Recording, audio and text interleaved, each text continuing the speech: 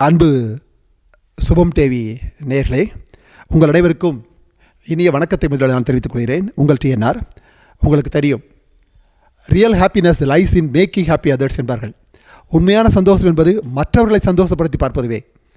இந்த மற்றவர்களை பார்ப்பதில் முதன்மையாக இருக்கும் எங்களது ராஜபாளையத்தினுடைய தொழில் மிகவும் சிறப்பாக செய்து கொண்டிருக்கக்கூடிய தொழிலதிபர் ஐயா ராம்சிங் ராஜா அவர்களை இப்போது உங்கள் முன்பு ஒரு நேர்முகமாக அவர்கள் செய்த பல சாதனைகளில் மிக முக்கியமான சாதனையாக இனி வரும் காலத்தில் வயதானவர்களோ அல்லது மாணவர்களோ யாருமே நோயற்ற வாழ்வு வாழ வேண்டும் என்ற ஒரே ஒரு லட்சியத்துக்காக மிக சிறந்த ஒரு விலையில்லாத ஒரு மருத்துவ மனையை கட்டி கொண்டிருக்கிறார்கள். அத்தகைய சாதனை புரிந்திருக்கக்கூடிய அந்த ராம்சிங் ராஜா ஐயா அவர்களை உங்கள் முன்பு அறிமுகப்படுத்துவதில் மிக பெருமை அடைகிறேன். உங்கள் டிஎன்ஆர். வணக்கம் சார். வணக்கம் ராஜபால். ரொம்ப சந்தோஷம் சார் பேட்டிக்கான எல்லாரும் சுபம் டிவி. ரொம்ப சந்தோஷம். ரொம்ப நாள் அவரும் உங்களோட ஏதாவது பேட்டி எடுக்கணும்னு சொல்லிட்டு இருந்தார். ரொம்ப சந்தோஷம். அது முதல்ல நீங்கள் வருவீங்கன்னா இன்னும் சந்தோஷம். நம்ம ஊருக்காரங்க, நம்ம திருக்காரங்க. ஆமாம் ஆமாம். இல்லை சார், அப்பொழுது ஒரு 90லேருந்தே பல நேயர்கள் மூலமாக பல நிகழ்ச்சிகள் நாங்கள் நடத்தியிருக்கோம் சார். அன்பில் இப்போ ஒரு சமீபமாக ஒரு 10 வருஷமாக தான் இடையில இட்டாச்சு. அதை விட ஒரு 6 யூனிவர்சிட்டி வைஸ் சான்சலரு, ஒரு ஜூலை 1 டாக்டர்ஸ் டேக்கு ஒரு 17 டாக்டர்களை இது மாதிரி நேர்முகம் இன்டர்வியூ எடுத்துருக்கிறோம். அப்போ எடுத்துக்கிறதுனால என்னென்னா சார், இதை விட பார்த்திங்கன்னா 7 to 7:30 அதாவது செய்தி இவ்வாறு செய்திகள் அப்படின்னு செய்திகள் சொல்கிறது. 7:30 to 9 ஜிகே குவிஸ் நடத்துறது. அந்த ஜிகே குவிஸ் பார்த்திங்கன்னா ஒரு 3 கேள்விகள் கேட்போம். அந்த 3வது கேள்வி ஒரு அப்ரிவேஷன், விரிவாக்கம் அந்த மாதிரி வரும். அந்த 3 கேள்வியும் அவங்க வீட்டில் உள்ள அத்தனை பேரும் நம்ம டிவி மூலமாக எல்லாம் பார்த்துட்ருப்பாங்க. அந்த 3 கேள்விக்கு ஆன்சர் சொன்னாங்கன்னா அதை நம்ம ஊரில் நம்ம ராஜபாளையத்தை பொறுத்த மட்டும் சார் ஒரு அருமையான புண்ணிய பூமி. இங்கே எல்லாத்துக்கும் ஸ்பான்சருக்கு ஆல்ரெடியாக இருப்பாங்க. அவங்க மூலமாக அவங்க வீட்டுக்கே போய் அவங்களுக்கு அந்த பரிசை கொடுத்து அந்த பிள்ளைகளை ஊக்குவிச்சதுனால இன்றைக்கி நம்ம ராஜபாளையத்திலேருந்து பல மாணவ செல்வங்கள் டிஎன்பிஎஸ்சியில் அதை மாதிரி group 1 group 2 IAS, even Meenakshi Sundaram அப்படிங்கிற ஒரு மாணவர் கூட என்னிடம் படித்தவர் தான் இப்போ உத்தராஞ்சலில் கலெக்டராக இருக்கார். இதை ஏன் பதிவு செய்கிறேன் அப்படின்னா, இந்த மீடியா அப்படிங்கிறது மிக பலம் பொருந்தியது. அதில் நல்லவர்களை வல்லவர்களை அறிமுகப்படுத்துவதன் மூலமாக மற்றவர்களுக்கு ஒரு தன் முனைப்பு ஏற்பட வேண்டும் என்பதே எங்களுடைய நோக்கம். அதற்கேற்றாற்போல் உங்களுக்கு இப்போ நான் சொல்லல, அடுத்தவர்கள் சந்தோஷமாக இருப்பதுவே நமக்கு பெரிய சந்தோஷம். Real happiness rice in making happy others அப்படின்னு பார்க்குவோம். அடுத்தவர்களை சந்தோஷப்படுத்தி பார்ப்பதுவே அப்படின்ட்டு. அப்படி சந்தோஷப்படுத்தி பார்க்கணும் அப்படிங்கிற ஒரு எண்ணம் உங்களுக்கு முதலாக எப்படி ஐயா தோன்றியது? முதலாக தோன்றியதுன்னு ஒன்றும் இல்லை. நான் ஆக்சுவலி இங்கேருந்து பார்த்தீங்கன்னா ராஜபாளையத்திலேருந்து சென்னை கோயம்பேடு மார்க்கெட்டுக்கு ஃபஸ்ட்டு பார்த்தீங்கன்னா அதை வியாபாரம் பண்ணலான்னு போகிறேன். போயிட்டு வியாபாரம் பண்ணலான்னு, தேங்காய் வியாபாரம் பண்ணலான்னு சொல்லிட்டு ஒரு ஐடியாவோட, ஏன் இந்த உள்ளூரில் இருக்கும் வெளியூரில் பிழைக்க போவோம்னு சொல்லிட்டு எங்கள் அப்பாட்ட கோவப்பட்டுட்டு தான் போகிறேன். எங்கள் அப்பா சொன்னார், 10 காசு கூட நீ பெறமாட்டடா, நீ ஊர்லேயே சுற்றிட்டு இருக்க விட்டியா அப்படின்னாரு. போய் தேங்காய் வியாபாரம் பார்க்குறேன். கோயம்பேடில் ஒரு கடையில் முன்னாடி தேங்காய் வச்சு வியாபாரம் பண்ணுறேன். வியாபாரம் பண்ண தெரில, ஒரு மாதிரி லாஸ் ஆகுது. நான் பேசுகிறத பார்த்துட்டு பக்கத்தில் ஒருத்தர் என்ன சொல்கிறாரு, சார் ஹோல்சேல் கடை எல்லாமே, ஏன்டா வேலைக்கு வந்துடுறீங்களான்னு கேட்குறாரு. சரி, நான் வேலைக்கு வந்துடுறேன்னு சொல்கிறேன். வேலைக்கு வந்து அந்த கடையில் ஒர்க் பண்ணிக்கிட்டு இருக்கிறேன். ஒர்க் பண்ணி அப்படி நம்ம இங்கேருந்து போனோம், ஏதாவது ஒன்று சாதிப்போம்னு சொல்லிட்டு நல்லா அந்த இதில் ஒர்க் பண்ணிக்கிட்டு இருந்தேன். ஒர்க் பண்ணிக்கிட்டு இருக்கும்போதே மிகப்பெரிய ஒரு காய்கறி சப்ளைகள் வந்தது. நம்ம ஐஐடி, ஸ்பிக்கு, பிரிட்டானியா, எம்ஆர்எஃப் இந்த மாதிரி கம்பெனிலாம் ஆமாம், பெரிய பெரிய கம்பெனியில் ஆர்டர் வரும்போது அப்போ நான் என்ன சொல்கிறேன், ஏன் நம்ம பண்ணக்கூடாதுன்னு சொல்லிட்டு போய் காய்கறி கொஞ்சம் கொஞ்சமாக வாங்கி, அப்போல்லாம் அந்த இதெல்லாம் பில்லு பேப்பர்லேயே போட்டால் போதும் அந்த மாதிரி இருந்தது. அப்போ என்ன பண்ணுறேன், ஐஐடியில் உள்ள பார்த்திங்கன்னா கங்கா, யமுனா, சரஸ்வதினு ஒரு 12 கேண்டீன் இருக்குது. அங்கே எல்லாத்துக்கும் சப்ளை கொண்டு போகிறேன். சப்ளை கொண்டு போய் சப்ளை பண்ணிகிட்டு இருக்கிறேன் கொஞ்சமாக. அப்போ ஒரு வயசில் எங்களுக்கு இதெல்லாம் பண்ண போகிறோம், இப்படிலாம் நடக்க போகுதுன்னு தெரியாது. ஒரு காலகட்டங்கள் அப்படியே ஒரு 2-3 வருஷம் அதை பண்ணிகிட்டு இருக்கிறேன். தெரிஞ்சு எங்கள் அப்பா இங்கே பொண்ணு பார்த்துட்டாங்க, கல்யாணம் பண்ணி வைக்கிறாங்க, போகிறோம். அப்படி இந்த தொழிலை ஒரு நேர்மையாக பண்ணணும்னு ஆசைப்பட்டேன். என்னுடைய வளர்ச்சி நீங்கள் இது எப்படி சொல்லணும்னா, நம்ம திறமை கிடையாது. நம்மளுக்கு மேலே 1,00,000 பேர் வேலை பார்க்குறான், நம்மளுக்கு மேலே உழைக்கிறான். கடவுளோட அதிர்ஷ்டமும் வேணும் நம்மளுக்கு. நம்ம கையில் எதுவுமே கிடையாது. இதெல்லாம் செய்ய போகிறோம், நம்மளாம் இதில் சாதனை கிடையாது. கடவுள் ஏதோ ஒரு நோக்கத்தில் இது செய்வாருன்னு தெரிஞ்சு கொடுத்தாரா என்னன்னு தெரில எனக்கு. என்ன அப்படி சரி ஏதாவது ஒன்று பண்ணணுன்னு சொல்லிட்டு ஊழல் இடைப்பட்ட காலத்தில் மெட்ராஸில் ஒரு மிகப்பெரிய ஆஸ்பத்திரி சார். நான் வேதனைப்பட்ட நாள் ஒருத்தர் ஒரு பெரியவர் பார்க்குறேன். என்கிட்ட கண்ணீர் விட்டு பேசினார். என்ன சார், என்னாச்சுன்னு கேட்டேன். கேட்கும்போது என்னுடைய மனைவி சும்மா உடம்பு சரியில்லைன்னு சொன்னாங்க. சரி. நான் வந்து நேராக சரின்னு இந்தியாவிலே தமிழ்நாட்டிலே பெரிய ஆஸ்பத்திரி ஒரு ஆஸ்பத்திரி கூப்பிட்டு போனேன். அந்த இடத்துக்கு கூப்பிட்டு போயிட்டு ஒன்றுமே இல்லை சார், சின்ன ஆப்ரேஷன் சொன்னாங்க. நான் என்ன பண்ணேன், சரின்னு சொல்லிட்டு ஆப்ரேஷன் தானே இருந்து பண்ணிட்டு போயிடுவோம், அவர் ஒரு சாதாரண ஒரு வியாபாரி. உடனே சரின்ட்டு நம்ம ராஜபாளையத்துலேருந்து மெட்ராஸில் வந்து பண்ணுறாங்க. அப்படியான்னு சொல்லிட்டு அந்த ஆப்ரேஷன் பண்ணிட்டு ஆப்ரேஷன் பண்ணி முடித்த பிறகு இல்லை எங்களுக்கு கேன்சர் இருக்குது தெரியாமல் பண்ணிட்டோம்னு பிறகு இவர் வாதிடுறாரு. என்ன வாதிடுறாருன்னா, நாளே எல்லா டெஸ்ட்டும் பண்ணியாச்சு, எப்படி கேன்சர் இருக்குது தெரியாது, இவ்வளோ பெரிய மருத்துவமனை பண்ணிட்டீங்கன்னு சொல்லிட்டு ஓன்னு அழுகிறாரு. உண்மையிலே என்னுடைய அவர் அழுகும்போது அவங்க என்ன சொல்கிறாங்க, உடனே இந்த லேடியை பெங்களூர் கொண்டு போங்க அப்படின்னு சொல்கிறாங்க. கொண்டு போக சொல்ல இவர் நான் கொண்டு போக முடியாது, நீங்கள் எப்படி எனக்கு கேன்சருன்னு சொல்லாமல் எனக்கு ஆப்ரேஷன் பண்ணிங்கன்னு சண்டை நடக்கும்போது என்ன ஆயிடுச்சு அப்படின்னா, இவர் வந்து அவ்வளோ வருத்தப்பட்டு அழுகிறாரு. அப்போ மிகப்பெரிய அந்த ஆஸ்பத்திரி ரவுடிகள் வந்து அவர்கிட்ட மிரட்டி கொண்டு போகலை அப்படின்னா நாங்கள் வேறு மாதிரி பிரச்சனை பண்ணுவோம்னு சொல்ல பிறகு அவருக்கு என்ன பண்ணணும்னு தெரியாமல் மனைவியை நேராக பெங்களூர் கூப்பிட்டு போகிறாரு. ஹாஸ்டலில் சேர்க்காரவங்க மறைஞ்சிட்றாங்க. அவர் சொன்னார், வாழ்க்கையில் மனைவி இருக்கும்போது அதோட அருமை தெரியல, நான் உழைச்சி கஷ்டப்பட்டு சம்பாதிச்சு வந்தேன், என் மனைவி நான் காப்பாற்ற முடியல அப்படின்னாரு. அப்போ என்ன நினைச்சேன், என்னடா நம்மளாம் படிக்கவே இல்லை, ஒரு படித்த ஒரு இவ்வளவு பெரிய ஒரு நிறுவனம் ஒரு ஆஸ்பத்திரி அவங்க ஒரு ரவுடியை வச்சு அவரை வெளியே அகற்றுறதை நான் பார்க்குறேன். அப்போ நானும் சின்ன பையன், நானும் ஒரு வயசில் உள்ள பையன், அப்போ நம்மளால் ஒன்றும் பண்ண முடியாது, இவ்வளோ பெரிய மருத்துவமனை இப்படி பண்ணுதேன்ட்டு அந்த காலகட்டங்களில் இருந்த ஏதாவது ஒன்று பண்ணுவோம் அப்படின்னு ஒரு ஆசை வருது. அப்போ நான் என்ன பண்ணுறேன், அப்போ ஒரு சராசரி மனிதன் மார்க்கெட்டில் இருப்பேன், சராசரி மனிதன், பசங்களோட ஜாலியாக சுற்றுவேன், வீட்லேயும் சொல்கிறபடி கேட்க மாட்டேன், அப்பா ஒய்ஃப்ட்டையும் சரி. என்ன கடவுள் கொடுத்த மிகப்பெரிய வரம் வந்து என் மனைவி. எனக்கு வந்து ஒரு நல்ல ஒரு ஒழுக்கத்தையும், அம்மா நம்மளும் 4 பேர் முன்னாடி வாழணுமா, அவங்க அப்பா அவங்களை இப்படி சொன்னார்ல, என்ன நீங்கள் அவருக்கு முன்னாடி வளர்ந்து வரணும்னு சொல்லி என் மனைவி கொடுத்த கைதான் இன்றைக்கு ஓங்கப்பட்டது. என்ன மனைவி அமைவதுதான் இறைவன் கொடுத்த வரன்றாங்க. நம்ம என்ன நினைக்கிறோம், கல்யாணன்றது ஒரு பெண்ணை வந்து காட்சி பொருள் கிடையாது, நம்மளுடைய பாதி உருவமே ஒரு பெண் தான். பெண் அழகாக இருந்தால்தான், அழகாக இல்லை அன்பாக இருந்தால்தான் நம்ம வாழ்க்கை. ஒரு மனிதன் அழகாக நடக்கிறான் என்றால் அவன் மனைவியை பார்த்து தெரிந்து கொள்ள வேண்டும். ஒருத்தர் ஆள் அழகாக நல்ல ஜம்மு நடந்து போகிறான்னா மனைவி நன்றாக வைத்துள்ளாள், அவன் அந்த ஆண்படையால் மட்டும்தான் அவள் அழகாக நடந்து போக முடியும்.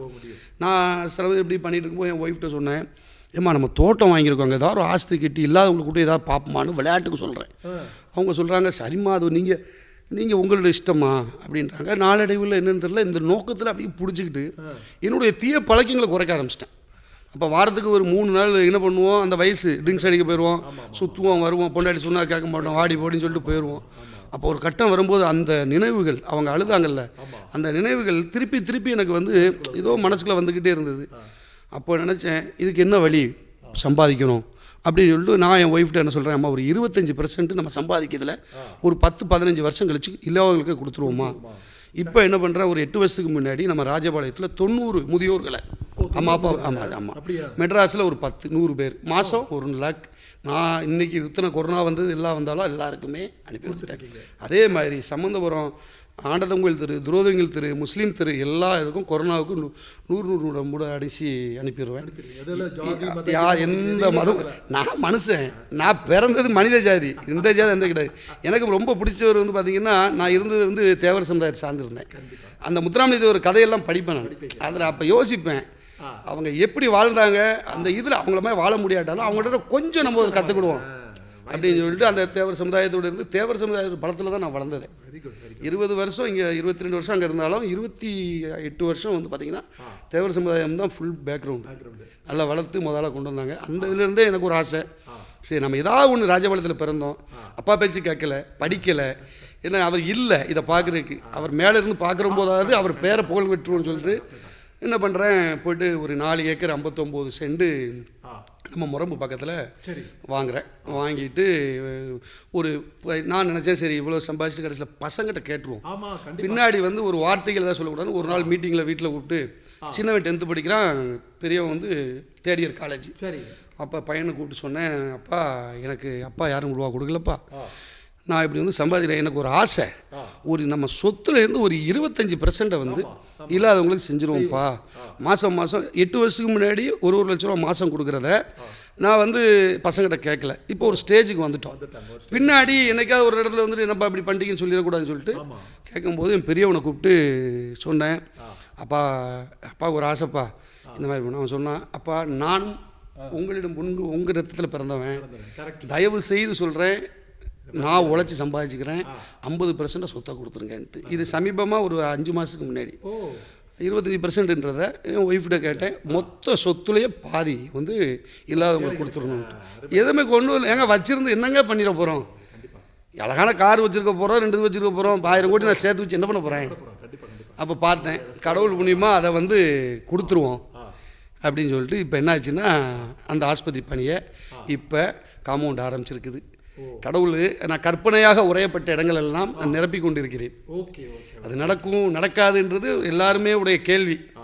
இன்னைக்கு வரைக்கும் மிக சிறந்த பெரியவர்கள்லாம் கூப்பிட்டு ஏதாவது செய்யணுமான்னு கேட்கும்போது யார்ட்டையும் ₹1 நான் வாங்கினது கிடையாது. ஆமாம், இன்றைக்கி இந்த விநாயகர் சதுர்த்தி நடக்கல, வருஷம் 100 மூட அரிசி யாருக்குமே தெரியாது. இன்னும் நான் ஒரு நாள் கூட அங்கே போனது கிடையாது. இந்த வருஷம் நடக்கிற அந்த விநாயகர் சதுர்த்தியாக இருந்தாலும் சரி, வருஷம் அந்த அன்னதானத்துக்கு 100 மூட அரிசி நான் தான் வாங்கி தரேன். 11வது வருஷம் இது. நம்ம மக்களுங்க என்னதான் நம்ம இந்த மண்ணில் பிறந்திருக்கோம்.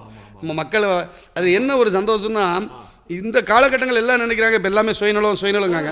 அதை நம்ம மாற்றி வாழ்ந்து காட்டுவோன்றது எனக்கு ஆசை வந்துருச்சு.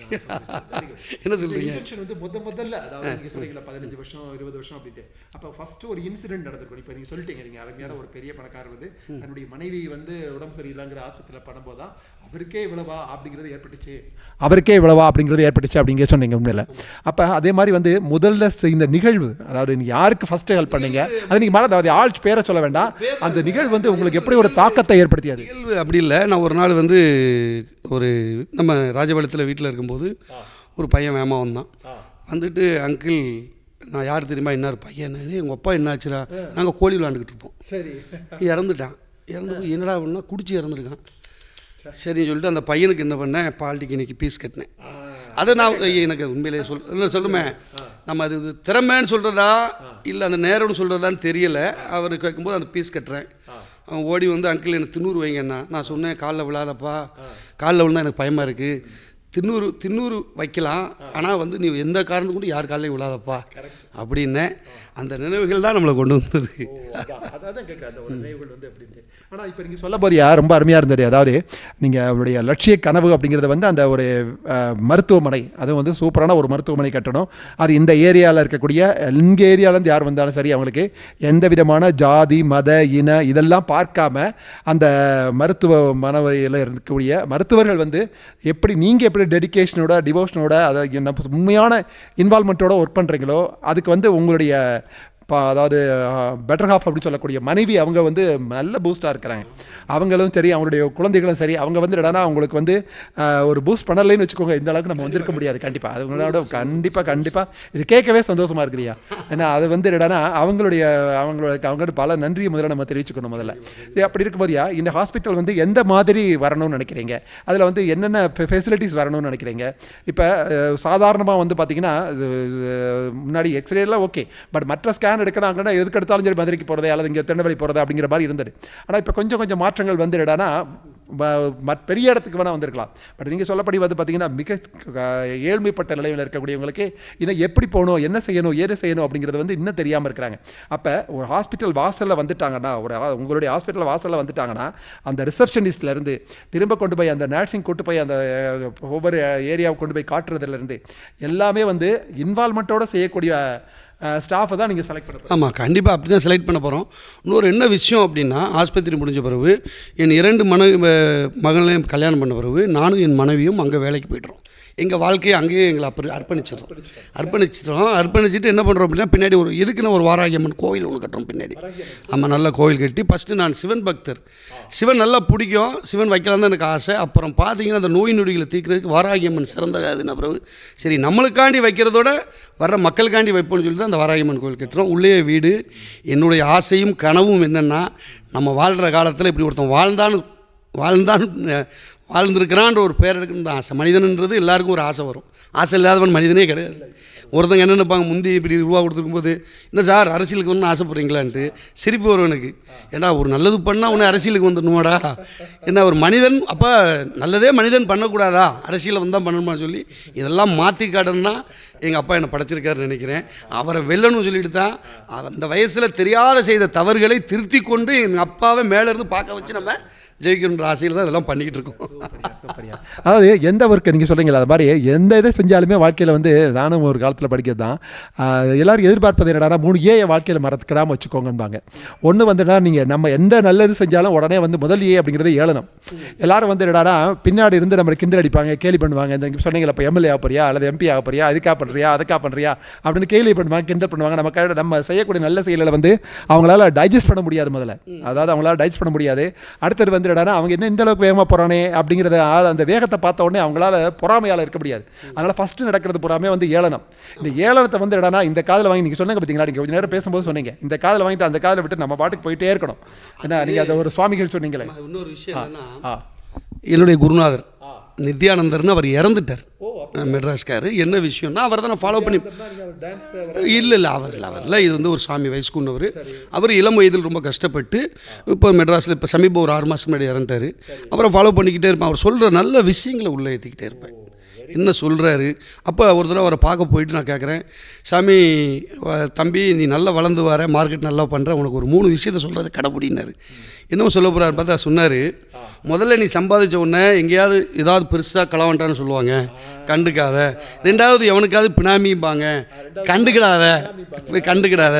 3வது நீ தங்கையிடம் பேசி கொண்டிருப்பாய், பார்ப்பவன் தப்பாக சொல்வான், அவன் தங்கை என்று தெரியாமல். யாரிடம் பேசினாலும் எவன் என்ன பேசினாலும் உன் மனைவிக்கு மட்டும் நீ நல்லவனாக இரு அப்படின்னாரு. இந்த 3ஐயும் திறந்துட்டா உலகத்தில் எந்த கோடீஸ்வரனும் பயம் கிடையாது.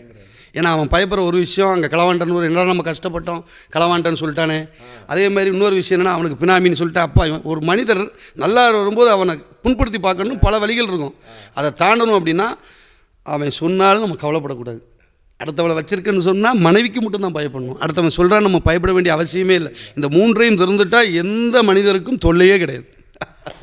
ரொம்ப அருமையான வார்த்தை. இது வர ரொம்ப ரொம்ப ஜாஸ்தியான வார்த்தை, அருமையான வார்த்தை. அதாவது ஆரம்பத்தில் சொல்லுவாங்க எல்லாரும் ஏளனம் படுத்துவாங்க, கிண்டல் அடிப்பாங்க. அந்த கிண்டலையும் நம்ம இந்த காதில் வாங்கி இந்த காதில் விட்டுட்டு போயிட்டே இருக்கோம்னு வச்சுக்கோங்களேன். அடுத்து இந்த மக்கள் என்ன பண்ணுவாங்கன்னா சார், எதிர்ப்பு.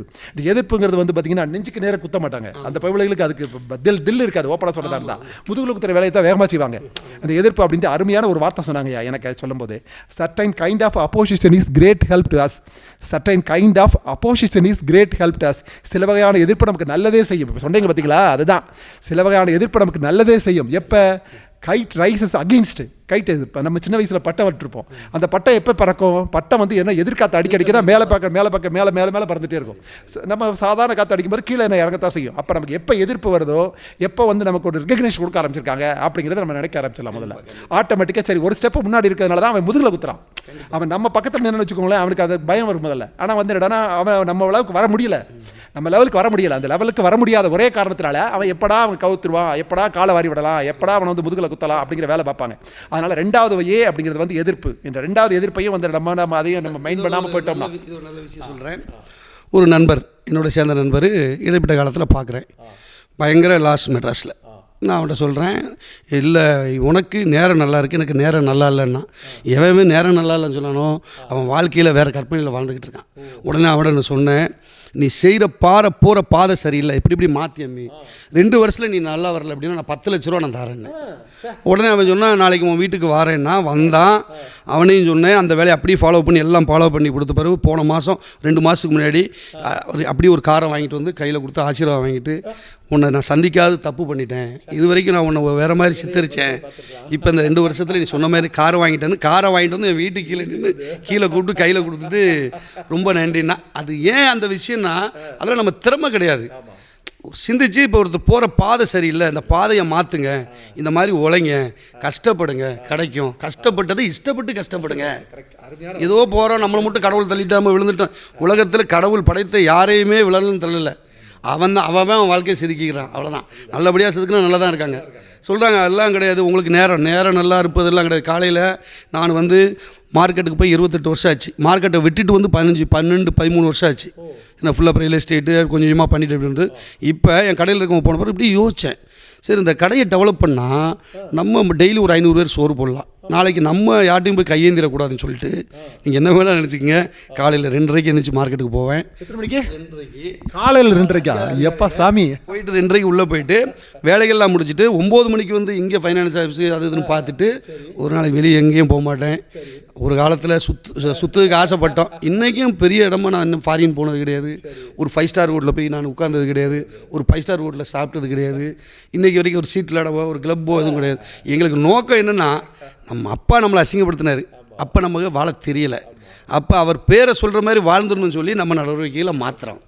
அந்த நண்பர்களும் சரி, எல்லாருக்குமே திறமை இருக்குது சார். கொண்டு போகிற பாதைகளை கொண்டு போகணும். சாக்கு சொல்லக்கூடாது. ஒருத்தரை பார்த்து உனக்கு நேரம் என்பதல்ல, நீ நிரூபிப்பு தான். உன் வாழ்க்கையை நீ தான் நிரூபிக்கணும். கடவுள் வந்து படைத்தல் மட்டும்தான் கடவுள். படைத்தல் ஒரு மனிதனை அழகாக முறையில் படைத்து காற்று நீர் நெருப்பு எல்லாம் கொடுத்து படைச்சிடறாரு. உன் வாழ்க்கையை நீ தான் பார்த்துக்கணும். அந்த வண்டி போகுது, அவனுக்கு அதிர்ஷ்டம் நல்லா இருக்கு அப்படின்னு நினைக்கக்கூடாது. அந்த வண்டி வாங்குறதுக்கு நம்ம என்ன உழைக்கணும்? உன் பாதை சரியாக இருந்தால் அவன் வண்டியில் அவன் வேலை வண்டி நீங்கள் வாங்கிடுவீங்க. பாதை கரெக்டாக இருக்கணும், சிந்தனை கரெக்டாக இருக்கணும், நல்ல எண்ணங்கள். காலையில் எழுந்திரிச்சோன்னு ஒரு ஹாப்பியான மூடில் எழுந்திக்கணும். அப்படி வேலைக்கு போகும்போது கூட நம்ம அதை சம்பாதிக்கும் பணத்தை அள்ளிட்டு போகக்கூடாது. பணத்தை போய் சம்பாதிக்கணும், அந்த போய் நமக்கு எல்லாம் வந்துடும் கிடையாது. அந்த பாதையில் கரெக்டாக போகணும். நல்லதை செய்யணும். நல்லதை செஞ்சால் கொஞ்சம் நாள் ஆகும், அவ்வளோதான். அப்போ வந்து உங்களை யாருமே இறக்க முடியாது. உழைப்பு என்பது தன் மனிதன் கடுமையாக உழைக்கிற எவனுமே கெட்டு போனதாக சரித்திரமே கிடையாது. உன்னுடைய சிந்தனைகள் சரியில்லைன்னா தான் உங்கள் உழைப்பும் சரியில்லாமல் போகும், எல்லாம் போயிடும். இன்னொருத்தரை பார்த்து வாழக்கூடாது. உன் கண்ணாடியை நீ பார்த்து நீ எவ்வளோ அழகாக இருக்கன்னு டெய்லி ரசிக்கிட்டே இருங்க, ரொம்ப நல்லா இருக்கும். அருமையான வார்த்தை. எதிர்ப்பு அப்படிங்கிறது இப்போ நீங்கள் சொல்லும்போது அருமையான வார்த்தை சொல்கிறீங்க. அதாவது சில இது சொல்லுவாங்க, அது jealousy is a form of compliment and compliment is a form of ஜெலசிங்கிறாங்கய்யா. இப்போ ஜெலசி இஸ் எ ஃபார்ம் ஆஃப்னா ஒருத்தர் நம்ம பற்றி பொறாமப்படுறாங்க அப்படின்னா அது பொறாமை கிடையாது. அது நம்ம விளக்கக்கூடிய மறைமுகமான ஒரு பாராட்டு. ஒரு மறைமுகமான ஒரு பாராட்டு. நம்ம இந்த இடத்துக்கு வர முடியலையா, அவன் வந்துட்டானே அப்படிங்கிற மாதிரி ஒரு மனசுக்குள்ள ஒரு என்மை இருக்கும். ஆனால் என்மை பண்ணுறாங்க, அதுக்கு ஒரு பொறாமப்படுறாங்க அப்படின்னாலே அது வந்து என்னன்னா நம்மளை மறைமுகமாக பாராட்டுறாங்க அப்படின்னு அர்த்தம். அதே மாதிரி மறைமுக பாராட்டு, compliment is a form of jealousy அப்படிங்கிறாங்க. அது பாராட்டு அப்படின்னாலே அது வந்து என்னன்னா இன்னொரு சைடில் இருக்கக்கூடிய ஒரு மறைமுகமான ஒரு பொறாமை அப்படிம்பாங்க. ஆனால் இது ரெண்டையுமே வந்து நீங்கள் இந்த ஒரு இப்போ சொன்னீங்க பார்த்தீங்களா, ஒரு அருமையான ஒரு விளக்கம் மூலமாக அதை எதிர்ப்பு வந்து எப்படிலாம் நான் சாதிச்சிருக்கேன் அல்லது எப்படியெல்லாம் வந்து அதை சந்திச்சிருக்கிறேன். 2:30 மணிக்கு எந்திரிக்கிறேன் அப்படிங்கிறதெல்லாம் உண்மையிலே, அதாவது உண்மை உழைப்பு உயர்வு இருந்தால், உண்மை உழைப்பு இருந்தாலே ஆட்டோமேட்டிக்காக உயர்வு வந்துடும். கண்டிப்பாக ஆட்டோமேட்டிக்காக உயர்வு வந்துடும். அது எண்ணங்கள் அப்படின்னு சொன்னீங்க பார்த்தீங்களா, அந்த எண்ணங்கள் அப்படிங்கிறது ரொம்ப ரொம்ப முக்கியம். ஏன்னா அந்த எண்ணங்கள் நல்ல எண்ணங்கள் இருந்ததுன்னா நம்ம வார்த்தையில் இப்போ சொன்னீங்க, வாயிலிருந்து வரக்கூடிய வார்த்தைகள் நல்ல வார்த்தைகளாக வரும். அதாவது watch your thoughts they become words அப்படிங்கிறாங்க. தாட்ஸ் நல்ல எண்ணங்கள் இருந்துச்சு அப்படின்னாலே நீங்கள் இத்தனையோ இவ்வளோ உண்மையை சொல்கிறீங்க. 5 ஸ்டார் போனது உட்கார்ந்ததில்லை, அது மாதிரி வந்து இங்கே ஃபாரின் போனதில்லை அப்படிங்கிற இதெல்லாம் வந்து தாட்ஸ் உங்கள் தாட்ஸில் இருக்கிறதுனால அது ஆட்டோமேட்டிக்காக வார்த்தையாக வருது. பொய் சொல்லலாம் சொல்லலாம், ஆனால் அது இல்லாமல் வருது பார்த்தீங்களா. Watch your thoughts they become words, watch your words they become action. the action தான் நீங்க சொல்லிட்டீங்க, 2:30 மணிக்கு எந்திரிப்பீங்கிறது ஒரு ஆக்ஷன், செயல். watch your action they become habit. இதுக்கு டெய்லி பண்றீங்க. அப்போ அது வந்து ஒரு நல்ல செயல் செஞ்சோன்னு வச்சுக்கோங்களேன், அது வந்து நல்ல பழக்கமாக மாறிடும். நல்ல பழக்கமாக மாறிடும். அந்த நல்ல பழக்கத்தினுடைய ஈடுபாடு தான் நீங்கள் வந்து சொன்னீங்களா, ஒரு ஃப்ரெண்டு ஒருத்தர் அவர் ஒய்ஃபை இறந்து போயிட்டாங்க, ரொம்ப வருத்தப்பட்டார். அப்போ தான் இந்த மாதிரி சிந்திச்சேன் அப்படிங்கிற பாருங்க. அந்த வாட்ச் ஒரு தாட்ஸ் தான் அந்த பிகம் வேர்ட்ஸ். அந்த வேர்ட்ஸை வந்து உங்கள் மனைவிட்ட போச்சு. அந்த வேர்ட்ஸ் போனதுக்கப்புறம் ஆட்டோமேட்டிக்காக வந்து அது ஹேபிட், நல்ல பழக்கமாயிருச்சு. அதுக்கப்புறம் சார் ஊடால அந்த 18 குழந்தைகளை ஒரு நாள் வந்து வீட்டுக்கு வர சொல்லி எல்லா தாய்மார்களும் அவங்களுடைய அம்மாக்கள் எல்லாம் உட்கார வச்சு பேசுகிறேன். அப்போ என்ன சொல்கிறாங்க, எப்படி உங்கள் வீட்டுக்காரர் இப்படி இருந்தார் கேட்கும்போது எல்லாமே குடியால் இருந்தாங்க சார். எல்லாமே எப்படின்னா கல்யாணம் பண்ணி 28 வயசில் 27 வயசில் கல்யாணம் பண்ணுறாங்க. 35 வயசுக்குள்ள ஒரு குழந்தையை பெற்றுட்டு இவங்க ஃபுல்லாக தண்ணி அடித்து இழந்துடுறாங்க. அந்த பெண், ஒரு அழகான பெண்ணை ஒருத்தன் கட்டி கொடுக்குறான். அந்த குடியால் கொஞ்சம் யோசிச்சு பாருங்கள், அந்த பெண்ணை சமுதாயம் நல்லவனா கெட்டவனான்னு கேட்குற அளவுக்கு கொண்டு வந்து விட்டுறான். இது ஒரு ஆண் தான் காரணம். அவள் கெட்டவா போகிறதுக்கும் ஆண் தான் காரணம். ஆமாங்க, நம்ம அர்ப்பணியம் எப்படி இருக்குது, ஆம்பளை ஒரு ரோட்டில் போனால் திரும்பி பார்க்காம இருக்க மாட்டோம். அதுமாதிரி பெண்ணும் பார்ப்பால்ல. உன்னுடைய தவறால் போயிட்டு அந்த குழந்தையும் நடு ரோட்டில் போட்டு அப்படிப்பட்டவன் கல்யாணமே பண்ணாதாங்கிறேன். நான் வாழ்நாள் குடிச்சிட்டு இரு, ஒரு குடும்பமே அழிஞ்சு போகுதில்ல. அப்புறம் பார்த்தேன், அப்போ எப்படி யோசித்தேன், என் மனைவிட்ட சொன்னேன், அம்மா தெரியாமல், உனக்கு தெரியாமலாம் எங்கேயா போனால் சரக்கு அடிக்கிறோமா, இதெல்லாம் கேட்கும்போது எனக்கே பாவமாக இருக்குமா, இந்த தண்ணியில் வாங்கிட்டு. அப்படியே பார்த்தீங்கன்னா 99% எல்லாத்தையும் விட்டோம். சிகரெட்டு எல்லாமே விட்டாச்சு. 99% நிப்பாட்டிட்டு வாழ்க்கையில் சரி நம்ம இன்னொருத்தருக்கு அது எடுத்துக்காட்டாகிடக்கூடாது இல்லை. இப்போ அந்த படிக்க வைக்கிற குழந்தைகள் சொல்லும்போது அந்த பொம்பளைகள் கண்ணில் தண்ணி வரும்போது உண்மையிலே எனக்கு நல்ல போல்ட்டாக பேசுவேன். எவனாக இருந்தாலும் வந்து வருவேன், பயப்பட மாட்டேன். அந்த இது இருந்தாலும் அந்த பெண்களை பார்க்கும்போது அந்த 18 தாய்மார்களும் என் அக்காவை வச்சுருக்கேன். என் பார்வை கூட அந்த பெண்களை இன்னைக்கு வரைக்கும் எல்லாத்தையுமே என் தங்கச்சி அக்காவை தான் பார்க்கேன். அதேமாரி தீபாவளிக்கு எதுக்காது இந்த பிள்ளைக கையில் கொடுத்து தான் அந்த அம்மாட்ட கொடுக்க சொன்னது. ஏன் தெரியுமா? இந்த பிள்ளைங்க இன்றைக்கி நம்மகிட்ட வாங்கி அந்த அம்மாட்ட கொடுக்குறது நாளைக்கு அவங்க கொடுக்கணுன்ட்டு அங்கே சமுதாயத்தில் எல்லா சமுதாயத்திலையும் கூப்பிட்டு நீங்கள் கொடுங்கம்பாங்க. நான் கொடுக்க மாட்டேன். அந்த பெண் பிள்ளைகள் கையில் கொடுத்து குடும்பாமே. அப்போ அண்ணன் நீங்கள் கொடுங்க. இல்லை அந்த பிள்ளைகளை அம்மாவை காப்பாற்றணும். ஏன்னா அவன் அப்பா அம்மார்கள் செய்த தவிர அந்த பிள்ளைகள் பார்த்துருக்கோம். இதுக்கப்புறம் அந்த மாதிரி கொடுக்கும்போது நாளைக்கு அது சம்பளம் வாங்கும்போது நல்லது பண்ணும்போது அம்மாக்களை நல்லா பார்த்துக்கணும் அப்படின்னு. நாங்கள் எங்களுக்கு அந்த வயசில் எங்களுக்கு சொல்லித்தர ஆள் கிடையாது சார். எங்கள் அப்பா வந்து படிம்பார். அப்போ நம்மளுக்கு அவ்வளோதான், என்ன சொல்ல முடியாது. அப்படித்தான் வந்தோம். அதுமாதிரி நான் வந்து எல்லாம் இல்லை எங்கள் அப்பா அம்மாலாம் கட்டுப்பட்டாங்கலாம் பொய் சொல்லக்கூடாது. அன்றைக்கி எங்கள் அப்பா சொன்னார், நான் கேட்கல. அதை திருத்தும் போது அவர் இல்லை, அவர் மேலேருந்து பார்த்துக்கிட்டு இருக்காரு. இன்றைக்கி அவரை சாதிக்க நான் செஞ்சுக்கிட்டு இருக்கேன். அருமையான வார்த்தை சார். நான் சொன்னல அந்த மாதிரி 2 முதல்ல பிடிச்சி வச்ச ஒன்று ஏளனம், 2வது வந்து எதிர்ப்பு. இந்த 2ஐயும் நம்ம தாண்டிட்டோம்னு வச்சுக்கோங்களேன், அடுத்தாப்புல இந்த சமுதாயமே வந்து நம்மளை ஏற்றுக்கொள்ளும். அடுத்த அப்படிங்கிறது வந்து ஏற்றுக்கொள்ளும். தட் இஸ் ஆல் ரெகக்னிஷன், அங்கீகாரம். ஏற்றுக்கொள்ளுதல் என்பது உலகத்திலேயே யாராலையும் ஏற்றுக்கொள்ள முடியாது. யாருமே திருப்தி ஆக மாட்டாங்க. கடவுளையே பிரிக்கும் மனிதன் நம்ம மனுஷன். கடவுளையே பிரித்து பார்க்குறான். ஒருத்தர் சிவனை தான் கும்பிடணுங்க, ஒருத்தர் ராமரை தான் கும்பிடுங்க. நம்ம யாருங்க? இன்னொன்று தெரியுமா? நம்ம வளர்ச்சிக்கு நம்மளை ஏளமாக பேச போய் தான் அந்தளவுக்கு வளர்ந்துருக்கும். முதல்ல நம்ம கை கொடுக்குறவன் நம்மளை குறை சொன்னால அவனுக்கு தான் கொடுக்கணும். எங்கள் அப்பாட்ட ஒருத்தர் சொல்கிறாரு, உங்கள் பையன் பார்த்து வச்சுக்கோங்க, பின்னாடி உங்களை பிச்சை எடுக்க வச்சுருவான்னாரு. உண்மையிலே சொன்ன வார்த்தை. பல நாள் கழித்து அவர் கடைக்கிட்ட போகிறேன், தம்பி வணக்கம் தம்பி ஒரு நிமிஷம் கல்லால் உட்காருங்கன்னாப்புல. யோசித்து பார்த்தேன், மனிதனுடைய வாழ்க்கை எல்லாம் மாறும். எல்லா மனிதர்களும்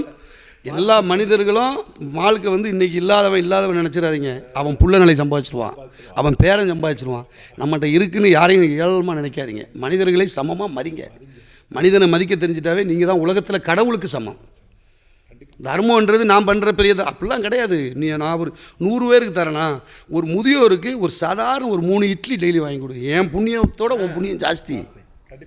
நீங்கள் இருக்கவங்கள பார்த்து அவங்க பண்ணுறாங்க, அவங்களுக்கு பெரிய திறமை அப்படியே கிடையாது. உங்கள் தெருவில் இருக்க ஒரு முதியோருக்கு 3 இட்லி 30 ரூபா, மாதம் 900 ரூபா ஒரு ஆளுக்கு வாங்கி கொடுங்க. நான் 1000 பேர் கொடுக்குறேன் சரி, நீங்கள் ஒரு ஆளுக்கு கொடுங்க சரி. என்னோடக்கு மேலே உங்களுக்கு தான் புண்ணியம் ஜாஸ்திங்கிறேன். ஒருத்தரை பார்த்து நம்ம பேசிகிட்டு இருக்கக்கூடாது. அவர் செய்கிறாரு, நம்ம செய்யணும். நம்ம தகுதிக்கு ஒரு 25,000 ரூபா சம்பளம் வாங்குறீங்க, 500 ரூபாய் தானம் பண்ணுங்கள். உங்கள் குடும்ப சூழ்நிலையில் இருக்குது, 25,000 ஒரு 500 ரூபா தானம் பண்ணுங்கள். 1 லட்ச ரூபா சம்பளிங்க, 1000 ரூபா தானம் பண்ணுங்கள். 1000 ரூபா தானுங்க. நாங்கள் இந்த பண்ணிட்டோம் அவங்க பண்ணிட்டோம் அப்படிங்கிற இயற்கையில் படைச்சிருக்காரு. கடவுள் எதுக்கு பணம் கொடுத்தாருன்னு என்கிட்ட கேட்டால் எனக்கு தெரியாது. இல்லை எனக்கெல்லாம் நான் திறமசாலி, இந்த மாதிரி யாரும் உழைக்க முடியாதெல்லாம் கிடையாது. கடவுள் நினச்சிருக்காரு போல். ராம்சிங் வந்து இந்த போஸ்பாடி நாக்கி இவர் எப்படியாவது பேரெடுக்க வச்சிருவோம் கடவுள் நினச்சிருக்காரு. புரியுதுங்களா? அதுக்காண்டி இன்னொருத்தங்களை பார்த்து அவங்க அத்தனை கோடி வச்சுருக்காங்க கொடுக்கல அப்படிலாம் நினைக்கக்கூடாது. உன் பாதையில் நீ சென்று கொண்டே இருக்க வேண்டும். உன் குதிரை கடிவாளத்தை அப்படி கட்டிக்கணும். நம்ம கடிவாளம் நேராக போயிட்டுருக்கணும். திரும்பி பார்த்தா தலைவலி.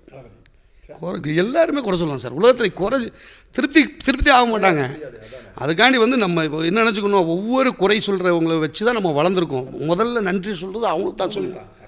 என்னை வளர்த்தவர்கள் அவர்கள், குறை சொன்னவர்கள்லாம் என்னை வளர்த்தார்கள். புகழ்வர்கள் வளர்த்த மாட்டான், குறை சொல்கிறது தான் வளர்க்குறான். வரான் ஒருத்தன் வந்து ஒருத்தர் கேட்காரு, ஆஸ்பத்திரி கட்டிடுவியா வச்சு நடத்துவியாம்பாரு. ஏன்னா அந்நேரம் எனக்கு பயமாகுது. இந்த சொல்லை வந்து நம்ம காப்பாற்றணும். அதில் எனக்கு இன்னொரு ஆசைன்னா, ஆஸ்பத்திரி வேலையெல்லாம் முடிஞ்ச பிறகு நாங்கள் அங்கே செட்டில் ஆன பிறகு வர்றவங்களை சுத்தமான ஆஸ்பத்திரி, அதே மாதிரி அந்த உள்ளே கூட்டு போய் அந்த ஒரு வயசானவங்க வரும்போது கையை பிடிச்சி கூட்டு போகணும். பாத்ரூம்லேருந்து எல்லாமே சுத்தம். அவங்களுக்கு போன பிறகு தண்ணி கொடுக்கணும்.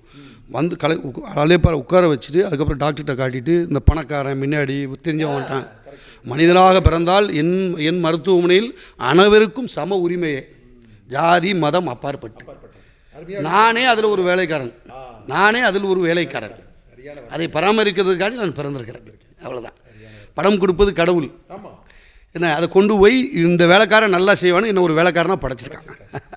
எல்லாரும் எனக்கு கோடீஸ்வரனை பார்த்தேன், அப்படிலாம் கிடையாது. கோடி என்பது பெரிதல்ல, நம் செய்யும் வேலை தான் மிகப்பெரிய கோடி நம்மளுக்கு. இது வந்து நீங்கள் ஜாதி மத இனம் யாரையும் பார்க்காம எல்லா ஃபெசிலிட்டிஸோட அதாவது சொன்னீங்கன்னா இப்போ இருக்கிற இன்ஃப்ராஸ்ட்ரக்சர் படி இப்போ இருக்கக்கூடிய வந்து இந்த ஸ்கேன்லேருந்து எல்லா இதுவுமே கொண்டு வரணும்னு நினைக்கிறீங்க. என்னோட இது ஃபஸ்ட்டு வந்து பார்த்திங்கன்னா மருத்துவமனை ஒரு 4 வகையான டாக்டர்ஸ் இருப்பாங்க. 24 hours எப்போயுமே எங்கேயாவது ஒரு ஆக்சிடென்ட் ஆச்சு ஃபஸ்ட் எய்ட் பண்ணுறதுக்குலாம் டாக்டர் இருப்பாங்க.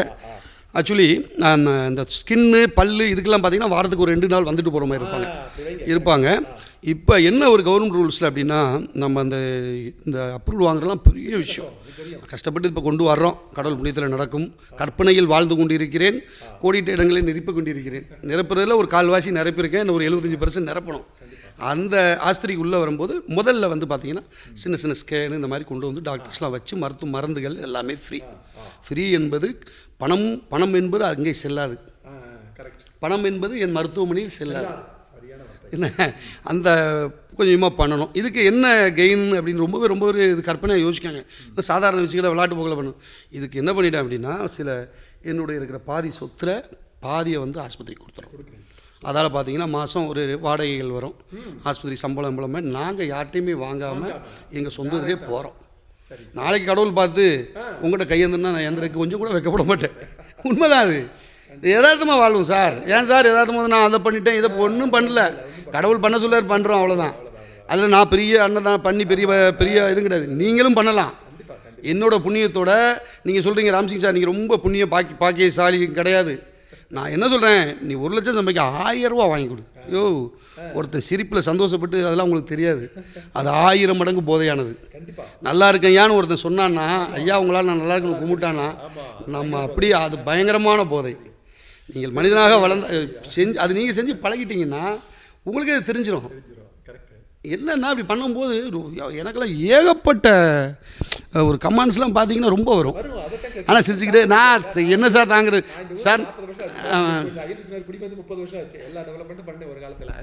ஆனால் இப்போ வந்து பார்க்கும்போதெல்லாம் வந்து நீங்கள் சொல்கிறபடி எத்தனையோ கமெண்ட்ஸ் வரும், பயங்கரமான கமெண்ட்ஸ். சார் கமெண்ட்ஸே கண்டுக்கூடாது சார்.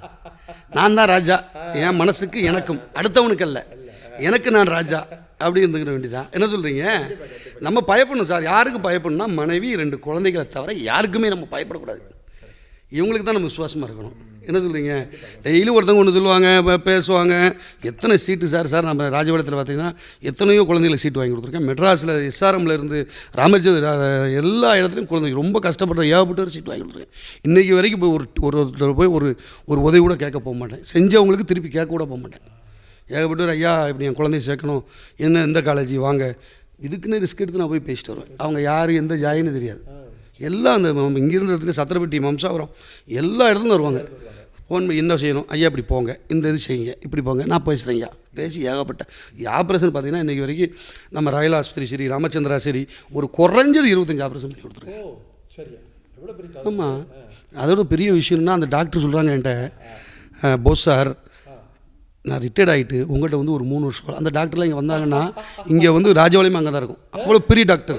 அவங்க என்ன சொல்லி நான் கேட்குறேன், என்ன டாக்டர் நீங்கள் எப்படி சொல்கிறீங்கன்னா, இல்லை சார் நாங்கள் படிச்சுட்டோம், நீங்கள் ஒரு 10th படிச்சுட்டு நீங்கள் பண்ணுறத பார்த்து ஆச்சரியமாக இருக்கும் பாரு. அதில் ராமச்சந்திரா டாக்டரும் சரி, ரயிலா டாக்டரு எல்லா டாக்டரும் கூப்பிட்டு சொல்லுவாங்க. அதேமாதிரி அவங்களும் என்ன சொல்கிறாங்க, உங்களுக்கு வருஷத்துக்கு ஒரு 25 ஆப்ரேஷன் நாங்கள் தனித்தனியாக பண்ணி கொடுத்துட்றோம். ஆமாம், அதுக்கு நீங்கள் என்ன பண்ணுறீங்க அப்படின்னா, இப்போ ஒரு உங்களை அனுப்புகிறோம், ஒரு 3 லட்ச ரூபா ஆச்சுன்னா எனக்கு ஒரு 75,000 80,000 ஆகும். Operation free. அந்த மருந்து தைக்கிறது எல்லாமே அவங்களே பண்ணி அனுப்பிடுறாங்க. ஆமாம், அதுக்கு வந்து ஒரு 3-4 ஆஸ்பத்திரி வந்து நம்மளுக்கு நல்ல மிகப்பெரிய மருத்துவர்கள் வந்து ரொம்ப போன வாரம் பார்த்தீங்கன்னா ஒரு சின்ன ஆக்சிடெண்ட்டுக்கு இப்போ சொன்ன அடுத்த நிமிஷம் டாக்டரே எந்திரிச்சு வந்து அதை பார்த்துட்டு போயிட்டாராங்க ராமச்சந்திராவில் வச்சு. அப்படிலாம் நல்ல சார் ஒன்று தெரிஞ்சுங்க, நம்ம நல்ல எண்ணமும் நல்ல சிந்தனையும் எல்லாம் இருந்தால் நம்மளை தேடி எல்லாமே வரும். நம்ம நினச்சிக்கிறோம் இல்லை பணம் இருந்தால் தான் வரும், பணம் இருந்தால் கிடையாது சார். மனுஷங்கிட்ட நல்லா பழகணும், மனிதனாக மதிக்கணும், மனித நேயத்தோடு பழகணும். பழகும்போது நம்மளை சுற்றி எல்லாமே நல்லதாக நிற்கும், கெட்டது எதுவுமே பக்கத்துக்கு வராது, வர விட மாட்டாங்க சார். ஒருத்தர் பயங்கரமான மோசமான ஆல்பாப்பில் சார் நான் பயந்துக்கிட்டே போவோம் சார். ஐயோ விட போய் பேசணும், நம்மளை பார்த்த உடனே நம்ம கேரக்டரை பார்த்துட்டு அவங்க நம்மளுடைய குழந்தையாயிடுவாங்க. அப்போ தான் தெரிஞ்சுக்கிறேன், ஆகா சரி ஒருத்தரை நம்ம வந்து சாமானியமாக யாரையுமே எடை போட முடியாது. ஒருத்தர் ரோட்டில் போயிட்டுருக்கான், ஒன்றுமே இல்லை பாவம், ஒன்றும் ஏளனமாக பார்க்கக்கூடாது, அதெல்லாம் பாவம். உதவியே பண்ணாட்டாலும் ஏளனமாக பார்க்கக்கூடாது, அது வந்து மிகப்பெரிய தப்பு. அது வந்து ஒரு கட்டத்தில் நம்ம நினைக்கிறோம், அந்த காலத்தில் அப்பா அம்மா தப்பு செஞ்சால் பிள்ளைக்கு வரும்பாங்க. இந்த காலகட்டத்தில் கிடையவே கிடையாது. நீ செஞ்ச தப்பை இந்த பிறவிலே நீ அனுப்பிச்சிட்டு போயிடுவேன். என்ன சொல்றது, காலையில் செஞ்சால் மத்தியானம் வந்துடும். டெய்லி நீங்கள் ஐஎன்எஸ்சியில் 40 வருஷமாக இருக்கிறீங்க, அந்த உங்களை குறை பேசுகிற 4 பேரை பாருங்கள், எப்போ பார்த்தாலும் அதே இடத்துல தான் உட்காந்துருப்பான், உங்களை விட்டுட்டு அடுத்தவனை பேசிகிட்டு இருப்பான். ஆனால் நம்ம இன்னொரு இடத்துக்கு போயிட்டு இருப்போம். அவன் என்ன சொல்லுவாங்க, 4 பேரும் எங்கேயோ தெரியும் அவர் அன்னைக்கே காரில் போவாருமா. ஒன்றும் இல்லைன்னு வைங்க, அன்றைக்கே தெரியும் பிச்சை எடுப்பான்ட்டு. இதை நம்ம பார்க்கக்கூடாது. அந்த 4 பேரும் அதே இடம் தான். நம்ம போகிறது பல இடத்துக்கு போயிட்டோம். என்ன சொல்கிறீங்க?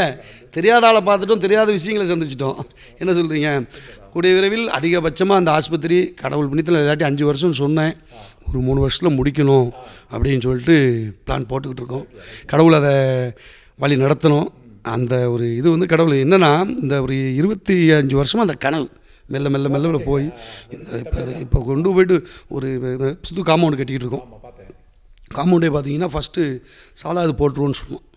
அப்புறம் பார்த்தும்போது பெரிய 4-5 கன்ஸ்ட்ரக்ஷனை கூப்பிட்டு கேட்கும்போது நான் ஒரு யோசனை, இன்னும் சில இது வந்து பார்த்திங்கன்னா 30 வருஷம் இருக்கும். நாங்கள் 50-80 வருஷத்துக்கு இருக்குது என்னென்னு கேட்டேன். எல்லாம் கீழேருந்து காங்கிரீட்டை போடுங்கடா, கீழே காங்கிரீட் போட்டு நல்லா ஸ்ட்ராங்காக போட ஆரம்பிச்சிட்டேன். ஏன்னா பின்னாடி ஒரு இது கேட்க ஆர்டர் இல்லைன்னு சொல்லிக்கிறாருல்ல, நம்ம இல்லாட்டாலும் நம்ம புள்ள பார்ப்போம், அதெல்லாம் சும்மா இது நம்ம இருக்க வரைக்கும் நம்ம இல்லாட்டாலும் கூட 10 வருஷம் 20 வருஷம் இருக்கிற மாதிரி ஸ்ட்ராங் பண்ணிடுறோம். ரொம்ப அருமையாக, ரொம்ப அருமையாக. அதாவது அந்த ஹாஸ்பிட்டலில் எந்த அளவுக்கு கொண்டு வரணும் அப்படிங்கிறத உங்களுடைய உள்ளபூர்வமான எண்ணங்களை வந்து வெளிப்படுத்துறீங்க பாருங்கள். அந்த கனவு வந்து விரைவில் விரைவில் விரைவில் இந்த ராஜபாளையம் மக்களுக்காக, இந்த தமிழ்நாட்டு மக்களுக்காக நிறைவேறும். அதில் இன்னொரு அருமையான ஒரு வார்த்தை அப்படியே சொல்லியிருக்காங்க. அதாவது happiness is found along the way, comma not at the end of the road அப்படிங்கிறாங்க. சந்தோஷம் என்பது நம்ம போகும் பாதையில் இருக்கிறது. நீங்கள் இப்போ நீங்கள் பேசுகிறத வச்சு பார்த்தீங்கன்னா எவ்வளோ பெரிய அந்த டார்கெட் அப்படிங்கிறது பெரிய டார்கெட். அது அந்த டார்கெட் எனக்கு இது பண்ணாது. அந்த டார்கெட் போகக்கூடிய பாதை நீங்கள் சொன்னீங்களா, காம்பவுண்ட்ஸ் ஒரு 30 வருஷம் இருக்கணும், வேண்டாம் 80 வருஷம் இருந்தாலும் பரவாயில்ல, அது மாதிரி பெருசாக போடுவோம் அப்படின்னு சொல்கிறீங்க பாருங்கள். அதுதான் happiness is found along the way. போகும் பாதையிலே சந்தோஷம் இருந்து கொண்டே இருக்கிறது.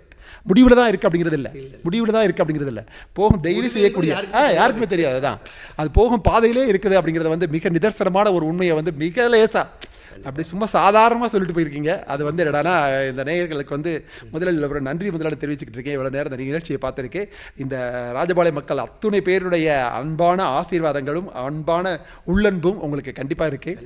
அதனால் இந்த அரண்மனைன்னு சொல்கிற பாருங்கள், இந்த ஹாஸ்பிட்டலை வந்து மிக விரைவில் திறந்து, ஏன்னா இங்கே இருக்கக்கூடிய அத்துணை பேர்கள் சொன்னீங்க மிகப்பெரிய டாக்டர்கள் இங்கே ஓடி வராங்க அப்படின்ட்டு, அப்படி வந்து இந்த ஏரியாவில் இருக்கக்கூடிய மக்களுக்கு எல்லாத்துக்குமே வந்து மிக நல்லது செய்யணும் அப்படிங்கிறத வந்து மிக விரைவில் செய்வீர்கள் என்று எல்லாம் வல்ல இறைவனை வேண்டி விடைபெறுகிறேன். உங்கள் TNR. நன்றி நன்றி நன்றி. நேயர்களே, இப்போ வந்து அவருடைய டார்கெட் அப்படிங்கிறது மிகப்பெரிய டார்கெட். அதாவது ஒரு ஹாஸ்பிட்டல் கட்டுறது அப்படிங்கிறது வந்து லேசான காரியம் அல்ல. அந்த ஹாஸ்பிட்டல் கட்டுறது அப்படிங்கிறது வந்து மிக பிரமாதமான மிக சாதனை. அது இந்த ஏரியா மக்களுக்கு வந்து கண்டிப்பாக கிடைக்கணும், எல்லா வசதிகளும் கிடைக்கணும் அப்படிங்கிற ஒரே காரணத்தினால அதில் வந்து தன்னுடைய உடல் உழைப்பு வியர்வை எல்லாத்தையும் அதில் சிந்தி வேலை பார்த்துட்ருக்காங்க. அப்படி இருக்கும்போது அந்த டார்கெட்டை அச்சீவ் பண்ணணும் அப்படிங்கிறத மட்டும் நம்ம வந்து கான்சன்ட்ரேட் பண்ணிகிட்டு இருக்கேன். ஐயா, நான் உங்கள்கிட்ட கேட்குற தயவு செய்து கேட்டுக்கிறேன், அதில் முதல்ல பாருங்கள். ஏன்னா அதை பார்க்கும் போதே வந்து மற்றவங்களாம் வந்து என்னடா ஐயா எனக்கு ஒரு சின்ன வேலை இருக்குது, இதை செய்யுங்களா அதை செய்யுங்களா அப்படின்பாங்க. அதை வந்து நீங்கள் அதுக்கு நீங்கள் தான் தெளிவான விளக்க சொல்லணும். நான் என்ன இப்போ அதுக்கு தான் இன்றைக்கி வந்து சார்கிட்ட சொன்னேன், இந்த பேட்டி கொடுத்து சொல்லிடணும் அப்படின்ட்டு. என்ன விஷயம்னா, நம்மளை தேடி வர வைக்கிற கடவுள் அனுப்பி வைக்கிற வர மாதிரி நம்ம அது பெரிய ஆளும் கிடையாது, அப்படிலாம் நினைக்கிறதும் கிடையாது. இந்த ஆஸ்பத்திரி முடிகிற வரைக்கும் இதுக்கப்புறம் ஆஸ்பத்திரி முடிஞ்ச பிறகு நல்லா பண்ணலாம். ஏன்னா அந்த 18 குழந்தைகளை படிக்க வைக்கிறதும் 100 பேரை கொண்டு போகிறதும் இந்த இது பண்ணுறதுக்கு கரெக்டாக இருக்குது. ஆஸ்பத்திரி வந்து மிகப்பெரிய தொகை, பெரிய தொகைன்றது என் சுற்றில் பாதி அங்கே கொடுத்துட்றோம். இப்போ இந்த கடத்தில் ஏகப்பட்ட பேர் தேடி வந்துடுறாங்க. அது எனக்கு என்ன ஒரு வருத்தம்னா, வந்து மன உளைச்சல் இல்லாமல் வந்தவங்களுக்குலாம் கொடுத்துட்றேன். ஆனால் கொடுத்துட்டு அப்புறம் யோசிக்கிறேன், என்னடா அங்கே வேலை பண்ணிட்டு இருக்குமேனு.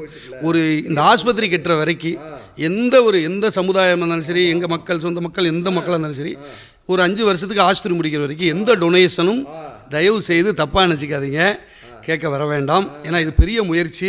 இதை நான் ஒரு சக்ஸஸ் பண்ணிவிட்டு அதுக்கப்புறம் பண்ணுறேன். இதுக்கப்புறம் எதுக்குமே வந்து நம்ம கொஞ்ச நாள் எல்லா விஷயத்துக்குமே எல்லா சமுதாயத்தையும் சரி எல்லாத்தையும் சரி டொனேஷனை மட்டும் நிப்பாட்டி வச்சுருக்குறோம்.